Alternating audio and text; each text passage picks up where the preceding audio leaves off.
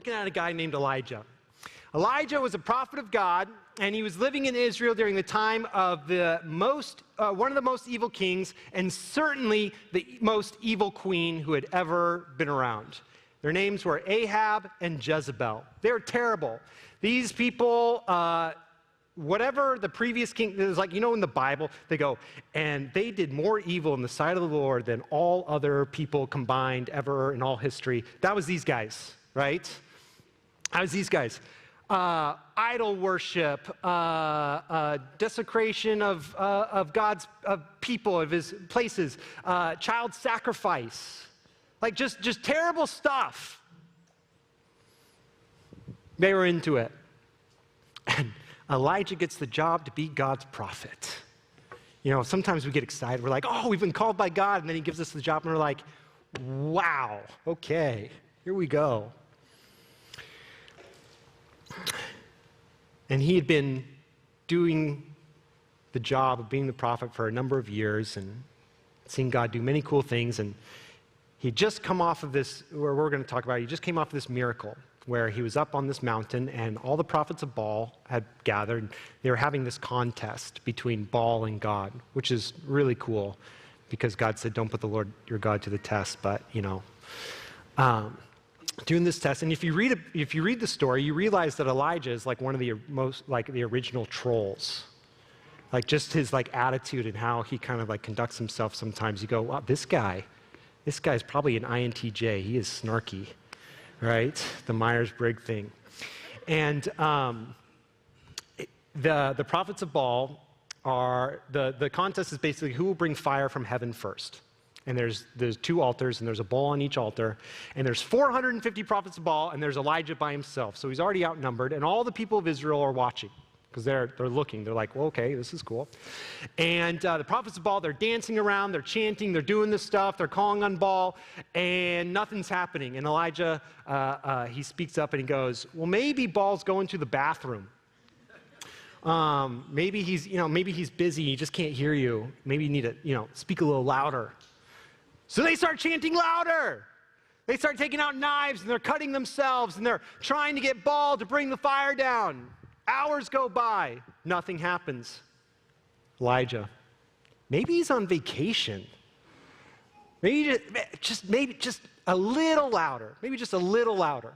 So they start chanting louder. People who record the Bible are just awesome in their detail. They're louder. Nothing happens. Elijah finally goes, okay, enough, my turn. He prays, and God sends fire down from heaven, and all the people see it, and they go, whoa, miracle. They gather up all the prophets of Baal, and they kill them all, because they're like, you guys are liars. We don't want you around. And so what we're talking about today picks up right there. Now Ahab, he's the king, told Jezebel, the queen, everything Elijah had done and how he had killed all the prophets with the sword.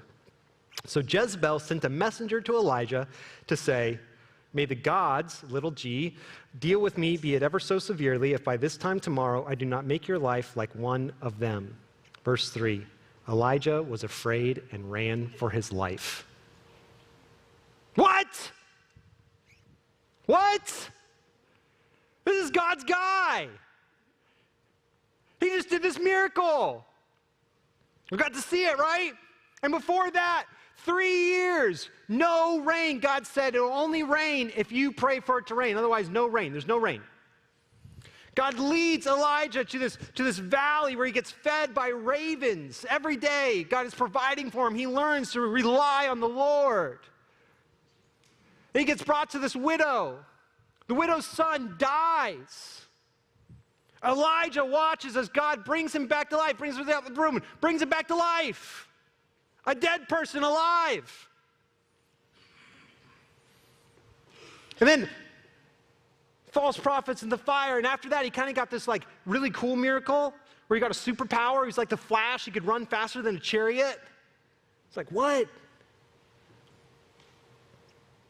All this stuff. And Elijah was afraid and ran for his life.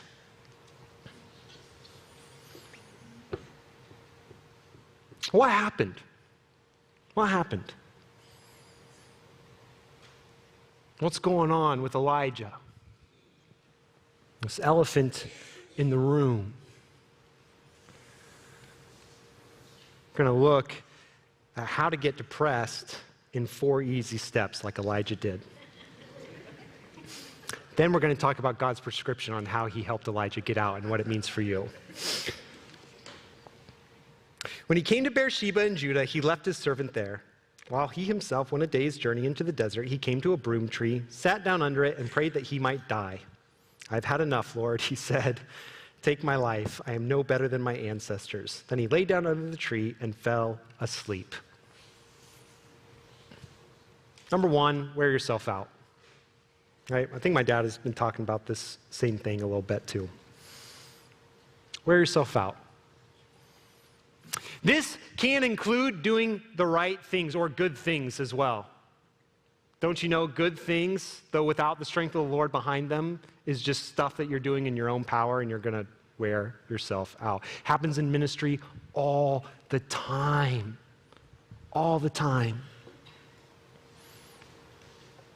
Elijah had been in this massive battle for years. And he runs as far as he could to the very southern tip of Israel. Then he leaves his buddy, and then he goes further. It's like, I'm out. I'm out of here. Maybe you have a full-time job, you're a full-time parent, you're serving in the church, you're on your local PTA, you're keeping a house, you're in a sports league, and the list goes on and on and on. Or your kids' sports leagues. It's a lot, you guys. We have to acknowledge it's a lot. We have never been busier, have had more stuff on our plates and in our calendars than ever before. Or maybe it's mental exertion. This one happens to me all the time. I know that I'm entering into this, like I'm bringing myself into this zone, this Elijah depression zone, when I can't even focus on the thing that's like happening right now on my calendar. All I'm thinking about is what's happening after this thing. I'm just trying to get through this thing as fast as I can to get to the next thing, to get through it, to get to the next thing, get to the next thing, get to the next thing, so I can maybe finally get to something where I can go, breathe, right? And it carries over then to my home life, because then when I'm with my kids and I'm with my family, with my wife, I'm just thinking about, hey, what's going to happen next? What's going to happen next? What about tomorrow? What about this thing? How am I going to get through it? How am I going to get through it? How am I going to get through it? And I can't actually be present. My mind is racing at 1,000 miles an hour. And people will be talking to me and I'll be answering, but I'm not actually there. We wear ourselves out. Number 2, look what he did. We shut people out. Elijah goes away by himself. He leaves his servant, his best friend, the guy who's been with him, right, behind. We put our heads down and we go, if I just work harder, if I just work harder, if I work through lunch, won't talk to anyone, don't need anything, maybe they won't understand anyway. Yeah, I'm in a communion group, but I won't even bring up the thing that's going on because, it's my thing. I've got to deal with this. It's my own burden. Why did God create community if we weren't supposed to do life together? Think Church on the Ridge has invented community groups. That's a God thing.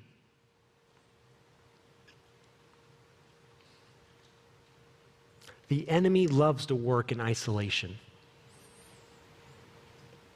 Even when you're surrounded by a group of believers, we can be isolated because we isolate ourselves. And he goes, sweet. I didn't have to do anything. Now I get to do the fun part.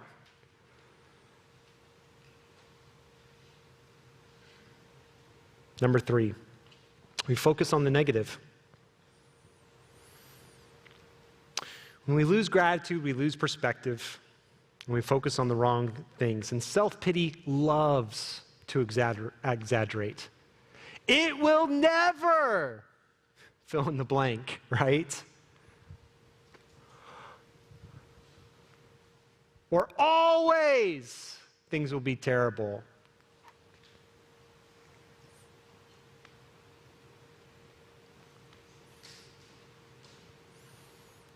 The mountain in our mind, we start to build higher and higher and higher and higher and higher and higher and higher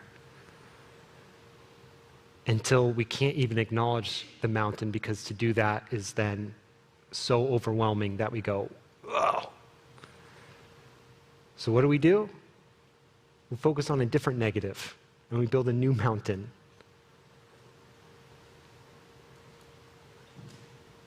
Till we feel trapped. Which ultimately leads us to number 4, forgetting God.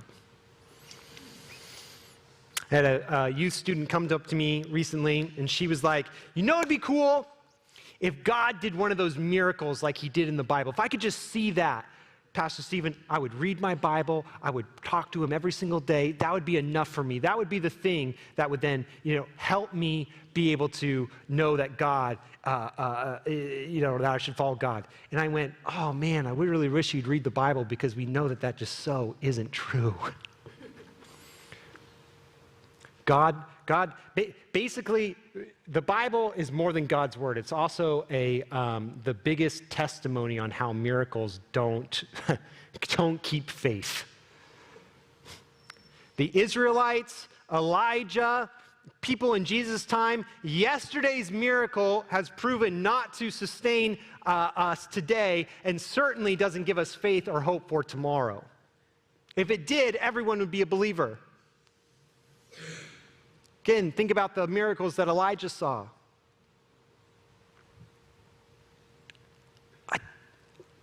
A dead kid, back to life.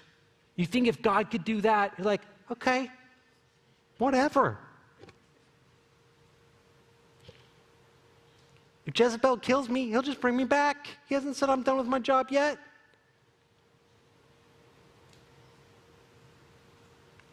But we forget God. And if it can happen to him, it can happen to anyone. So what do? There's hope. Always there's hope. No matter what you're feeling today, no matter where you're at, if you're in some sort of depression, if you've got it going on, there is hope. Elijah, he is ready to die. And what we're about to read next, I want you to see what's so amazing is that when the angel comes, when God talks to him, when the angel comes, there's 0 rebuke, 0 condemnation, 0 guilt, 0 shame. Those are not God's way. God will bring stuff out of us and say, hey, we probably need to deal with this thing. But the enemy uses shame and guilt and condemnation. Not God. And God's prescription for our depression, certainly for Elijah's. All at once, an angel touched him and said, get up and eat. He looked around, and there by his head was a cake of bread, probably a donut, baked over hot coals, and a jar of water. He ate and drank, and then he lay down again. Number 1, God says eat and rest. Eat and rest. Eat and rest. The angel of the Lord came back a second time and touched him and said, get up and eat, for the journey is too much for you. So he got up and he ate and he drank. Strengthened by that food, he traveled 40 days and 40 nights until he reached Horeb, the mountain of God. Same mountain as Moses was on when he received the 10 Commandments, by the way. Notice the first time, God didn't say, all right, now that you've eaten and now that you've had some water and you've rested a little bit, okay, I want to connect with you. No, it was just eating and resting. That's it. Sometimes the most spiritual thing that we can do, the thing that we need the most, is to rest. I know that we have been set free from Old Testament law, but God is the creator and he knows what he's talking about. If he truly created us, if he truly knows us, then when he said, hey, honor the Sabbath and keep it holy, set it aside, have a day of rest. Was he doing it solely for his benefit, or was he maybe perhaps doing it for our benefit because he loves us and he says, I created you, so guess what? I know that I created you with a need for rest. Acknowledging that we need rest is not a admission of defeat to some thing that we are trying to get through in life. It's not a capitulation to the stuff that is going on. It is a recognition that God created us for this very thing, and we are honoring God then by doing what he commanded us to do. Eat and rest. It might look like some time away. It might look like an extended meal time. I don't know, whatever. Talk to God and say, God, what does this look like for me and for you and for our relationship together, and what do I need? But I know I need rest, because otherwise I am absolutely headed for destruction, depression, anxiety, burnout, all of it.